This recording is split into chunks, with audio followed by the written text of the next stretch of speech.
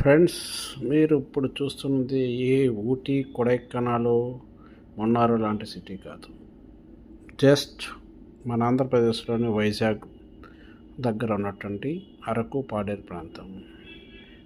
November మరియు December మాసాల్లో మీరు ఎప్పుడైనా ఫ్యామిలీస్తో కానీ లేదా ఫ్రెండ్స్తో కానీ విజిట్ చేయగలిగితే ఈ బ్యూటిఫుల్ వెదర్ని ఎంజాయ్ చేయగలరు.